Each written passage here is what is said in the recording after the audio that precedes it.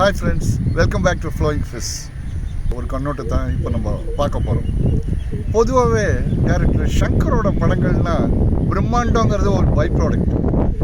காட்சி அமைப்புகளாகட்டும், கதாபாத்திர வடிவமைப்பாகட்டும், அப்புறம் பாடல் காட்சிகளாகட்டும், ஸ்டண்ட் சீக்வன்சஸ் ஆகட்டும், அப்புறம் முக்கியமான கட்டங்களாகட்டும், கிளைமேக்ஸ் எல்லாத்துலேயுமே ஒரு பிரம்மாண்டத்தை புகுத்தி வேறு லெவலுக்கு கொண்டு போயிடுவார். அதான் அவரோட ட்ரேட்மார்க்.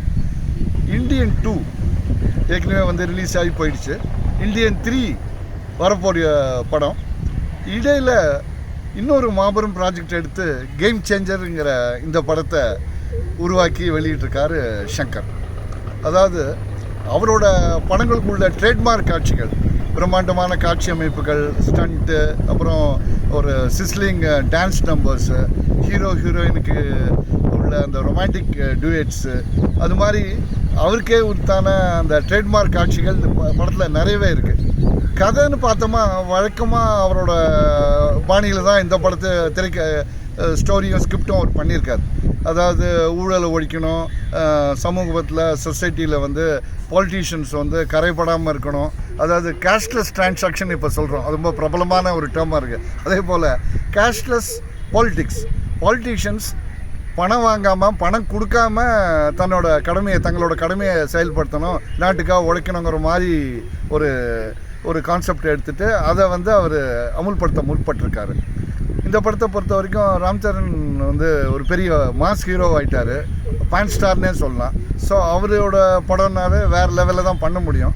இவரும் வேறு லெவல் டேரக்டர்னால ரெண்டு பேரும் கை கோர்த்து ஒரு வித்தியாசமான படத்தை தரத்துக்கு முற்பட்டிருக்காங்க. ஒரு ஐபிஎஸ் படித்த, அதை தொடர்ந்து ஐஏஎஸும் படித்த ஒரு அதிகாரியாக ராம் சரண் இந்த படத்தில் நடிச்சிருக்காரு. ஸோ அவர் வந்து எந்த ஊரில் அவர் பிறந்து வளர்ந்து செயல்பட்டாரோ அதே ஊரில் டிஸ்ட்ரிக்ட் கலெக்டராக அவர் போஸ்ட் பண்ணப்படுறாரு.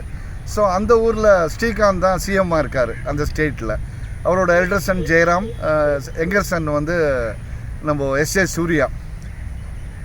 ஜெயராமை பார்க்கும்போது தான் பாவமாக இருக்குது. மணிரத்னத்தோட பொன்னியின் செல்வன் படத்துலையும் அவரை வந்து விகடகவி, அஃப்கோர்ஸ் அந்த கதாபாத்திர படைப்பு அப்படி தான். கல்கியோட பொன்னியின் செல்வன் கதையை பொறுத்த வரைக்கும் ஒரு காமெடியான நகைச்சுவை தகுந்த ஒரு பஃபூனிஷ் ட்ரைட்ஸ் உள்ள ஒரு கேரக்டராக தான் அவர் அதில் படத்தில் நம்ம பார்த்தோம். பாவம் இந்த படத்துலையும் அதே மாதிரி ஒரு ட்ரெண்டு. எஸ்எஸ் சூரியோட அண்ணன் தான் அவர், இருந்தாலும் அவரும் சிஎம் ஆனோன்னு ஆசைப்படுறாரு. பட் மோரலஸ் அவரை வந்து ஒரு காமெடிக்கு ஒரு ஊருக்கா போல் தொட்டுக்கிற மாதிரி காமெடி சீக்வன்சஸ்க்கு அவர் யூஸ் பண்ணிருக்காங்க. ஆன் த அதர் சைடு சாதாரணமாக கொஞ்சம் ஓவர்போர்ட் போகிற சுனில் இந்த படத்தில் சைட்லேயே எல்லாம் செயல்படுற மாதிரி ஒரு கதாபாத்திரம், ஒரு பழுது இல்லாமல் அழகாக ஓவர்போர்ட் போடாமல் நீட்டாக பண்ணியிருக்காரு. ஸோ பிரம்மானந்தமும் வெட்டரன் சீசன்ட் காமெடியன், அவரும் ஒரு கேமியோ ரோலில் வந்து போகிறாரு. மற்றபடி ஹீரோயின் கீரா அத்வானி பெருசாக ஒன்றும் சொல்கிறதுக்கு இல்லை, நல்லா உயரமாக இருக்காங்க. டான்ஸ் சீக்வன்சஸில் ஒரு கம்ஃபர்ட் ஜோனில் இவரோட ராம் சரணோட சேர்ந்து நடனமாடி இருக்காங்க. ஒரு டாக்டர் ரோல்னு ஒரு கடத்தில் அவரை குறிப்பிடுறாங்க. மற்றபடி பெருசாக அவங்களுக்கு ஒன்றும் ரோல் பிளே இருக்கிற மாதிரி கதை வடிவமைப்பில் அவருக்கு ஒரு பார்ட்டிசிபேஷன் கிடையாது.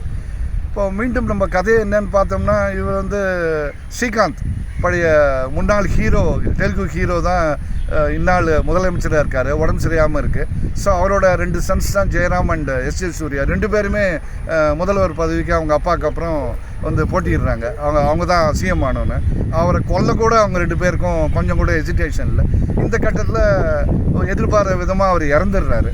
ஸோ அது பின்னணியில் எஸ்ஏ சூர்யா முதல்வர் ஆகிறாரு. மீன் டைம் ஒரு நாள் முதல்வர், 1 hour முதல்வர் மாதிரி ஏற்கனவே முதல்ல இந்த காட்சிகளை நம்ம பார்த்துருக்கோம். அந்த பட காட்சிகளை நினைவு கூறுற மாதிரி சில காட்சி அமைப்புகள் இந்த படத்துலேயே இடம்பெற்றிருக்கு. இவர்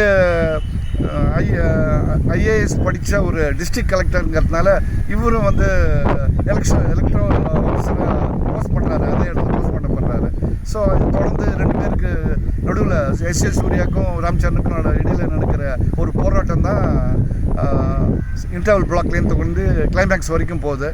ஆப்வியஸ்லி ஆன் எக்ஸ்பெக்டட் லைன்ஸ் கதாநாயகன் ப்ரோட்டகனிஸ்ட் தான் ஜெயிக்கிறாரு. அவர் எப்படி ஜெயிக்கிறாங்கிறது கொஞ்சம் இன்டெலிஜென்ட்டாகவும், கொஞ்சம் கமர்ஷியலாகவும், கொஞ்சம் வந்து ஓவர்போர்ட் போயும் நமக்கு விளக்கி சொல்லியிருக்காரு ஷங்கர். மொத்தத்தில் ஆக்ஷன் பிரியர்கள் மற்றும் ஷங்கரோட ஃபேன்ஸுக்கு இந்த படம் வந்து அப்பீல் ஆகலாம். பட் கதையை பொறுத்த வரைக்கும் ஸ்டோரி போர்டில் கொஞ்சம் கவனம் செலுத்தி அந்த ஒரு politics, social message, social revolution அது மாதிரி சமாச்சாரங்கள்லேருந்து வெளியே வந்து புதிய ஒரு கதை களத்தை உருவாக்கி நமக்கு வழங்குவார்னு அடுத்த படத்துலையாவது சங்கர்கிட்ட நம்ம எதிர்பார்க்கலாம். வெல் ஃப்ரெண்ட்ஸ், இந்த படத்தை பற்றி ஒரு கண்ணோட்டம், ஒரு குறிப்பு உங்களுக்கு பிடிச்சிருந்தா லைக் பண்ணுங்கள், ஷேர் பண்ணுங்கள், சப்ஸ்கிரைப் பண்ணுங்கள். பாய்.